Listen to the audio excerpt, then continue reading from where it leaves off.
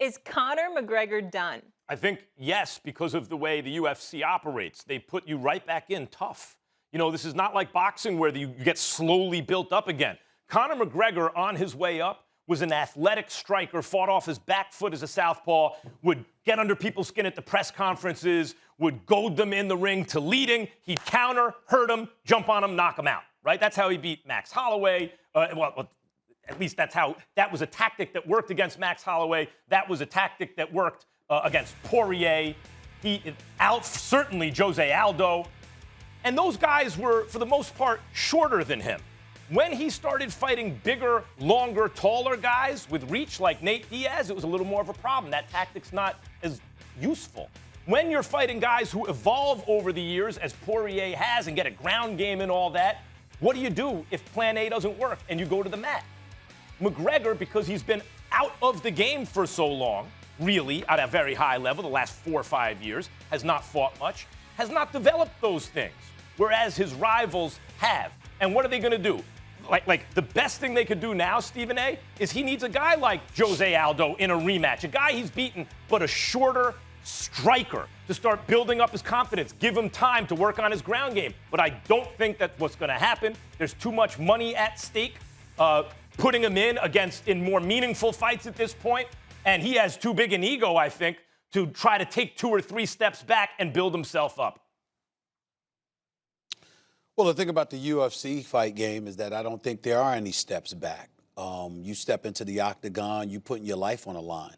And I think that for me personally, Max, I think that Conor McGregor is done.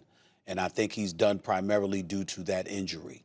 The fact of the matter is that, you know, when you consider what has transpired in the game, everybody talked about how Poirier in the first fight, in the sequel rather, against him, you know, with those leg kicks to the calves and what have you, and how that was relatively new to the game. It's not that it hasn't been done before.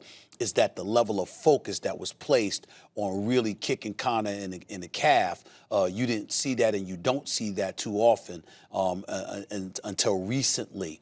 And even when Conor got knocked out in that second fight, one of the things that I said, it wasn't that he didn't get hurt by the punches, don't get me wrong, but I was saying that he was looking to go down because his legs were shot because of what Poirier was doing to him in that sequel. Now you got the trilogy, and in the trilogy, your leg just gives out on you, and literally it was just a nasty, nasty break, no question about it, the tibia and the fibula and all of that stuff that we ultimately learned later. Conor was losing the fight. 2 of the 3 judges had him losing 10-8. He was getting mauled. It was eerily similar to the second round that he suffered at the hands of Nurmagomedov when Nurmagomedov was mauling him in that second round, although Conor survived until the 4th.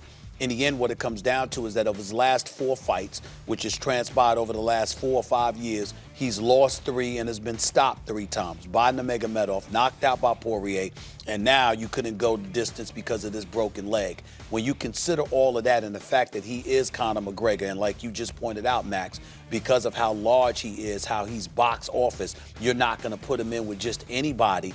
There comes a point in time where your level of inactivity ultimately gets counted against you as well, because you haven't been there. Meanwhile, guys like Poirier, whether it's Nurmagomedov, who's retired, Charles Oliveira, all of these guys, they're active, they're fighting, and they're getting better and better and better. Conor's not getting better. And so I think about that.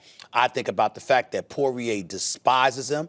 And let me say this. I interviewed Conor McGregor last Wednesday. I flew from Phoenix to Vegas to interview him, and we saw it all over ABC and ESPN and all of that stuff this weekend. I root for Conor McGregor because I think he's great for the sport. I think he's great for sports overall. But Saturday was not his shining moment to sit up there and talk about Dustin Poirier's wife, to be so disrespectful, so classless, and what have you. We may want to see this fight again, no question, because we want to see him and Poirier go at it because they clearly despise one another. But in the end, I just don't think that Conor is on that level anymore because he's not active enough. Too much has happened. And I think the better man ended up winning the last 2 fights that he had with Poirier. Yeah, talking about somebody's family, out of bounds. Max, let me ask you this. So Saturday night, Dana White suggesting that there could be another rematch between McGregor and Poirier. Do you even want to see a 4th fight? No, not right now. I mean, if ever, like, Conor has to show that he has chances to win the 4th fight. I didn't see that in the 3rd fight. And Dana, this is an argument he and I have had going back 20 or a bunch of years.